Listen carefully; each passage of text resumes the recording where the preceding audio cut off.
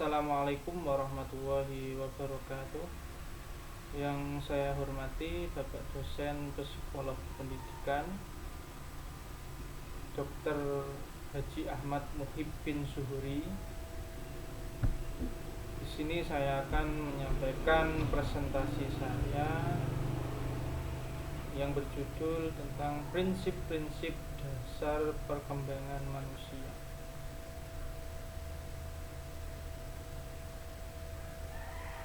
Sebelum saya terangkan prinsip-prinsipnya, alangkah baiknya kita tahu hakikat dan makna perkembangan makhluk hidup atau organisme, yaitu sesuatu yang alami, natural.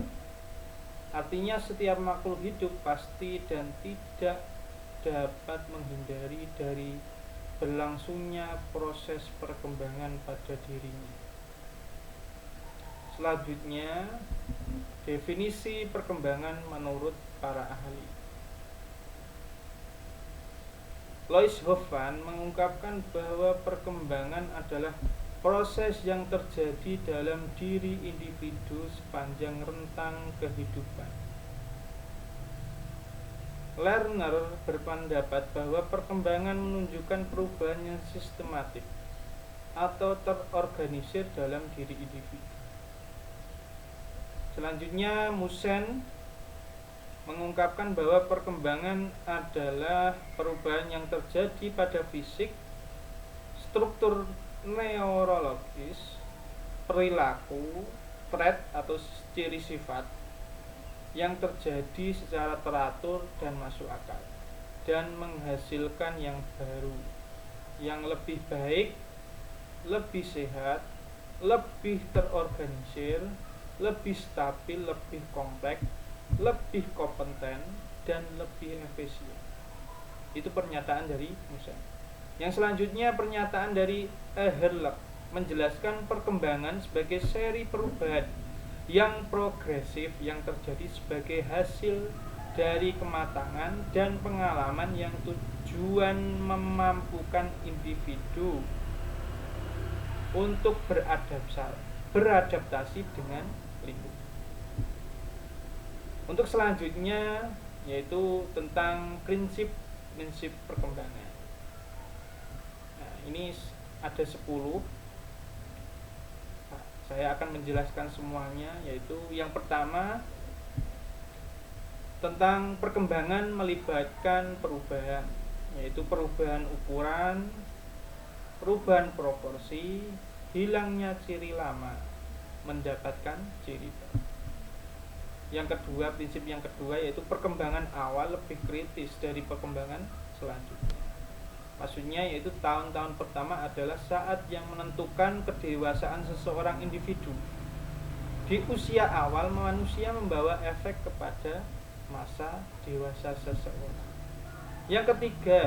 Prinsip yang ketiga, perkembangan adalah hasil proses kematangan dalam belajar, yaitu terbukanya karakteristik yang secara potensial sudah ada pada individu yang berasal dari warisan genetik.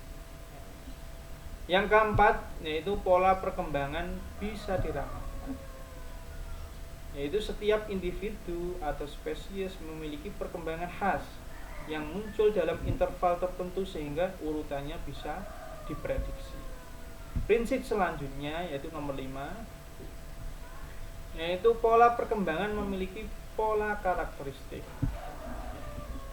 Karakteristik dalam perkembangan juga dapat diramalkan. Ini berlaku baik untuk pola karakteristik dari mental maupun fisik. Semua anak mengikuti pola perkembangan yang sama dari tahap ke-1 ke tahap berikutnya. Semuanya sama. Yang keenam, terdapat perbedaan individu dalam perkembangan. Nah, ini ada perbedaan. Setiap orang berbeda secara biologis dan genetik sehingga perkembangan memiliki faktor eksternal dan internal. Ini sangat berpengaruh juga. Yang nomor 6.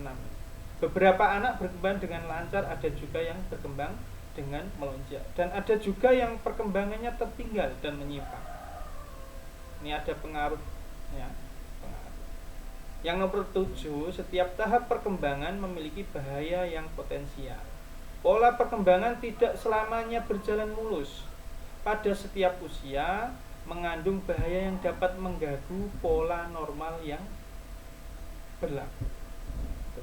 Beberapa hal dapat menyebabkan antara lain dari lingkungan. Ini sangat berpengaruh lingkungan. Dan kadang dari anak itu sendiri. Bahaya ini dapat mengakibatkan terganggunya penyesuaian fisik, psikologis, dan sosial. Jadi bahaya itu sangat berpengaruh juga. Jadi yang selanjutnya yaitu nomor 8. Pada setiap periode perkembangan terdapat harapan sosial. Maksudnya dalam setiap kelompok pengalaman menunjukkan bahwa orang dapat mempelajari pola perilaku keterampilan pilihan tertentu ketimbang usia tertentu. Itulah sebabnya usia tertentu mengharapkan pencapaian tertentu juga. Harapan ini dikenal dengan development test. Yang kesembilan, setiap bidang perkembangan mengandung bahaya yang potensial. Terkadang walaupun perkembangan berjalan normal, kadang-kadang terdapat bahaya di beberapa bidang yang mengganggu pola normal ini. Perjuangan yang tak terelakkan yang menandai seluruh pertumbuhan dapat menimbulkan bakat yang diandalkan. Yang terakhir, prinsip yang terakhir yaitu nomor 10, yaitu kebahagiaan bervariasi pada berbagai periode perkembangan. Jadi beda-beda, beda anak beda.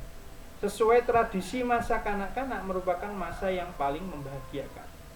Bagi mereka yang masa kanak-kanaknya diwarnai trauma dan masa yang ketidakbahagiaan menunjukkan masa kanak-kanak yang menjadi masa yang tidak bahagia.